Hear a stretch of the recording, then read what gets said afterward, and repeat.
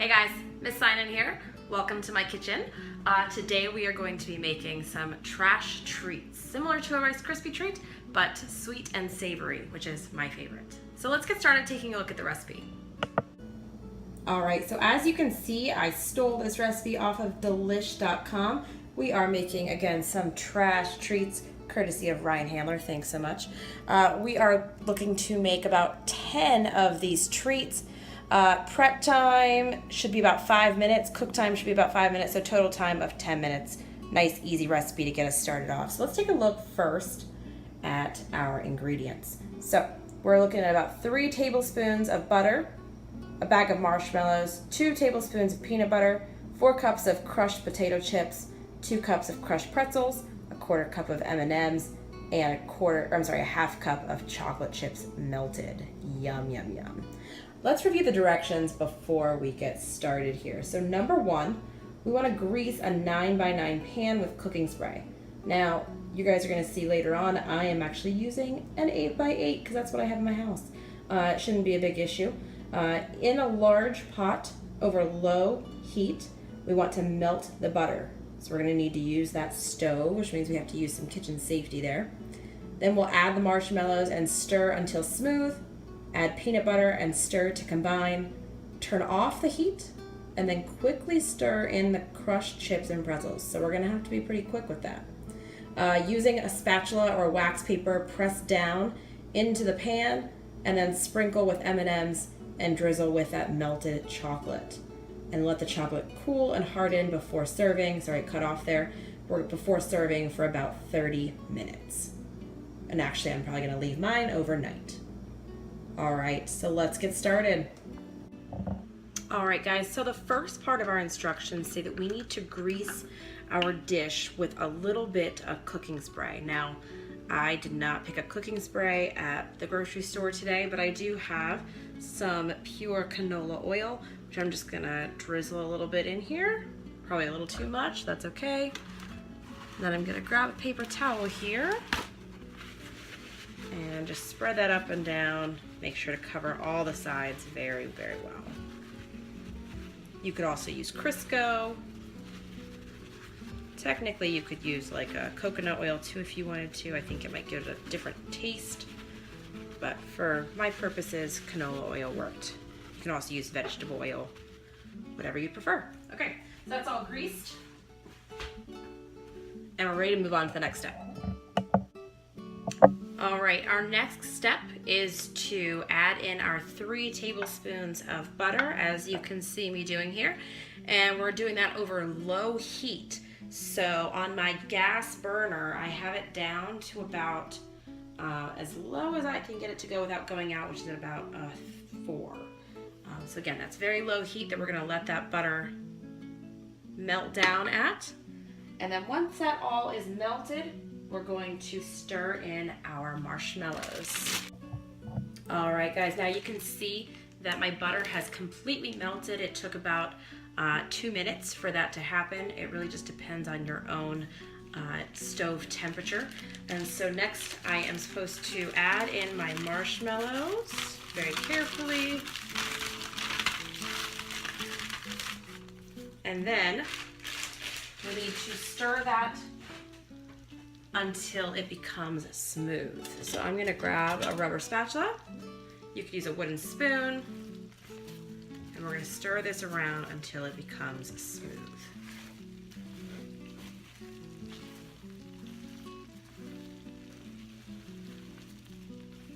You can see it's already starting to melt down.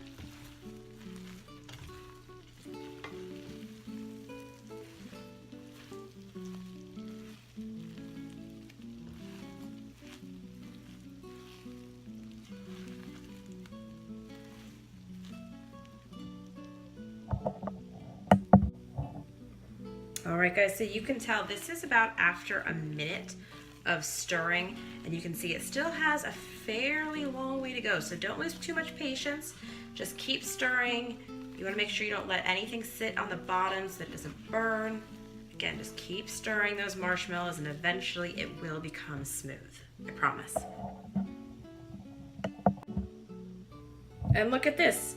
After about another minute, you can really start to see it's starting to melt down. It's starting to become a lot smoother, but we're not quite there yet.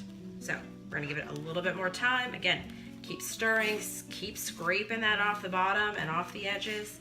Make sure we're not burning anything. And just keep stirring. All right, the next step of our directions is to add in 2 tablespoons of peanut butter, which I am cheating a little bit. I have these pre-packaged little peanut butters because I forgot to buy more at the store today. So I'm gonna add that into our mix. You can see how smooth that marshmallow got there. So we're gonna stir that in.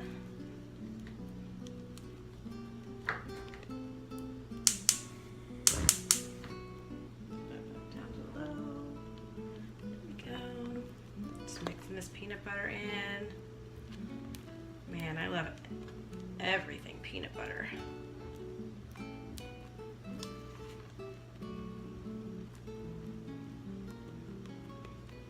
Again, just keep stirring that in until you see it's pretty well mixed.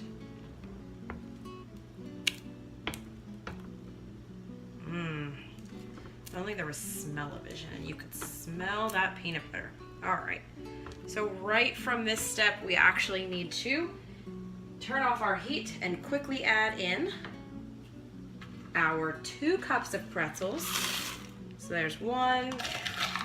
You can tell I already have some pre-mixed here, or some chopped. So 2 cups of pretzels there. I need 4 cups of chips. So there's 1.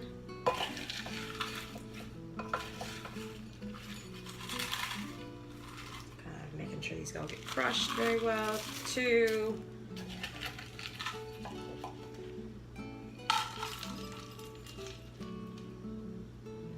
3. And I didn't have enough in that bowl, so I need to chop up. Crush up a little bit more. The nice thing is that chips are a lot easier to crumble than pretzels are. All right, so then we have 4. So now I need to quickly mix all of this in together with that marshmallow before it starts to harden up at all. You'll notice it's quite sticky, quite difficult to mix up, but that's the way that, you know, Rice Krispie treats can be, so we know we're on the right track. This peanut butter smells so good. So again, keep mixing until you get everything coated really well. Try and scrape the side as much as possible. All right, get nice and sticky there. Make sure I break up any big chunks of chips or pretzels. All right, and I think we are about ready to move this into our glass dish. So stay tuned. All right, guys, so you can see I've poured all the mixture into our dish. Remember, it did ask us to use a 9x9, but remember, all I had at home was an 8x8. It shouldn't matter, again, too much. I'm just gonna have thicker pieces. So I'm just pushing this down. Again, you can use a spatula like I'm using, or you can use some wax paper. Just be careful if it's hot. Make sure to be careful using the wax paper. That's why I like using the spatula a little better. All right, so I've got it all pushed down, and there's 2 steps left to go before I gotta let this mixture chill. All right, all pushed, cool. So from here, now I need to add the M&Ms and the melted chocolate chips. So I'll be right back. I need to go melt some chocolate chips. All right, so like I said, the next part of the recipe calls for a 1/4 cup of M&Ms, which happens to be a perfect small size, of regular M&Ms. Works out very well. So we'll just sprinkle these on top. You can even use your spatula to start pushing them in a little bit to make sure that they actually stick. Push those those in a little bit. Try to get them a little evenly distributed, but nothing's perfect. It doesn't have to be. We're just having fun. All right, get those kind of in there. More or less so when you're cutting them, you don't have M&Ms all popping out on you. So we'll shove them in there a little bit more with our spatula. And that looks like it should do the trick. And then again, that last step is going to be to drizzle some hot chocolate, or some melted chocolate. So how I'm gonna melt my chocolate chips, I am going to use semi-sweet, and I'm going to put some in the microwave. You could start off, since we're only doing a half cup, my suggestion would be to start off with 15 seconds and go up in 15-second increments in the microwave, and just stir in between very well. And then when it gets very nice and smooth, then we can drizzle. All right, so I took about 1 minute and 15 seconds to fully melt. So now you can see I have this lovely chocolate. All I'm gonna do is take this with a fork and just drizzle it over. Doesn't have to be super pretty.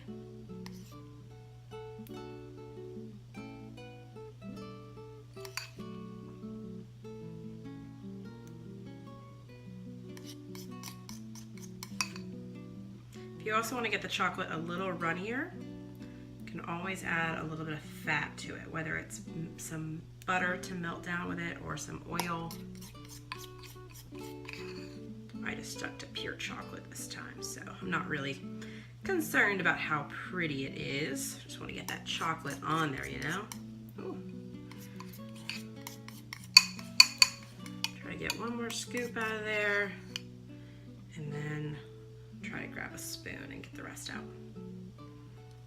You can always reheat it, so if you start working on that and you don't get to use all the chocolate and it starts to harden up on you, that's okay. You can always reheat it a little bit in the microwave. So again, I'm just gonna start putting the rest of this chocolate. I don't want to waste any chocolate, you know. I'm trying to get some in that corner, on the corners.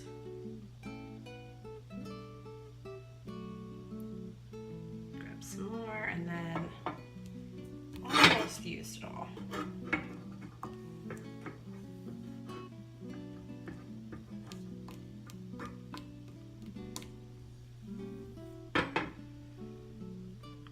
Some in this corner.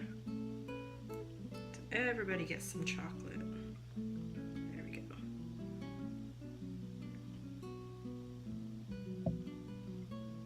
There we are. Not the prettiest ones I've ever made, but not bad, and I'm sure they're gonna taste delicious. So from here, now that everything is done, all we have to do is stick these in the refrigerator. Cover them with either some foil, some saran wrap, or I have a handy dandy lid that actually goes on top of here.